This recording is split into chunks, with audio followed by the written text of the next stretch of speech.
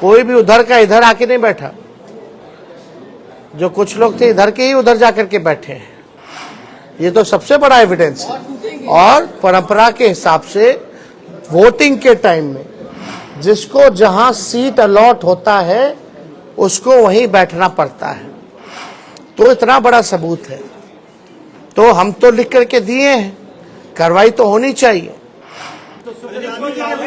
अब अगर कुछ निर्णय नहीं ले पाते हैं स्पीकर महोदय, तो हमारे पास रास्ता खुला हुआ है। तेजस्वी यादव कोर्ट जाएंगे क्या? बड़ा सवाल खड़ा हो रहा है। नमस्कार, दर्शन न्यूज में आपका स्वागत है। मैं हूं अनुराग। जन विश्वास महारैली की महासफलता के बाद तेजस्वी यादव एक बार फिर मीडिया के सामने आए और उन्होंने सफलता के लिए लोगों को धन्यवाद दिया, बिहार की जनता को धन्यवाद दिया, मीडिया कर्मियों को भी धन्यवाद दिया और कहा कि यह अभूतपूर्व सफलता थी। तो तेजस्वी यादव ने बड़ी सफलता हासिल की, लेकिन इस मौके पर जब उनसे सवाल पूछा गया कि विधानसभा के अंदर जो पिछले दिनों हुआ, जिस तरह से उनके 5 विधायक टूटकर एनडीए के खेमे में चले गए, मौका बहुमत साबित करने का था और उसी वक्त जो उनके विधायक धड़ाधड़ टूटकर एनडीए के खेमे में चले गए, तो क्या उस पर अब तक कोई कार्रवाई नहीं की गई? तो अब तेजस्वी यादव क्या करेंगे? इस पर तेजस्वी यादव ने क्या कुछ कहा है, पहले सुन लीजिए आप। नहीं, इसमें हम लोगों ने लिखित में हमारे सचेतक ने और हमने खुद भी स्पीकर महोदय को हमने लिख करके दिया है। तो निर्णय, क्योंकि कानून तो है और इसमें एविडेंस भी है, और एविडेंस आप सब लोगों ने देखा ही था। कोई भी उधर का इधर आके नहीं बैठा।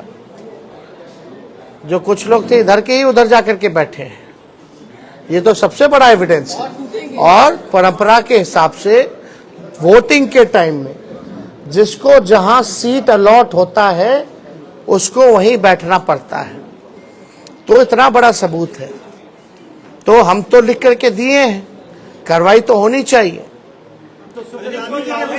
अब अगर कुछ निर्णय नहीं ले पाते हैं स्पीकर महोदय, तो हमारे पास रास्ता खुला हुआ है। अब खुद कह दिया तो स्पेसिफिकली हम लोग जाकर के फिर लाएंगे। तो सुन लिया आपने कि तेजस्वी यादव कह रहे हैं कि अगर हमारे पास तो रास्ता खुला हुआ है, इस मामले में स्पीकर को फैसला लेना चाहिए। हमने स्पीकर को इस संबंध में कार्रवाई करने के लिए लिखित तौर पर आवेदन दिया है। वैसी स्थिति में स्पीकर हैं, उन्हें कार्रवाई करनी चाहिए। अगर नहीं होती है तो फिर हम इस मामले में आगे बढ़ेंगे, कोर्ट जाएंगे।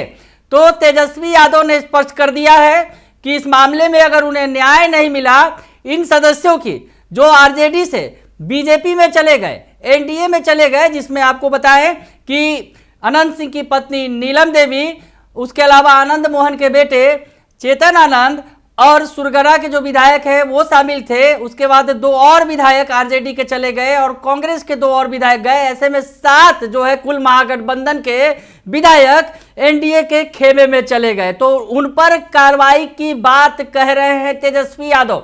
अगर कार्रवाई नहीं की गई तो तेजस्वी यादव कोर्ट जाएंगे और कोर्ट से न्याय लेकर ही रहेंगे। बने रहिए दर्शन न्यूज के साथ, तमाम खबरों से आपको अपडेट रखेंगे। फिलहाल के लिए इतना ही, धन्यवाद।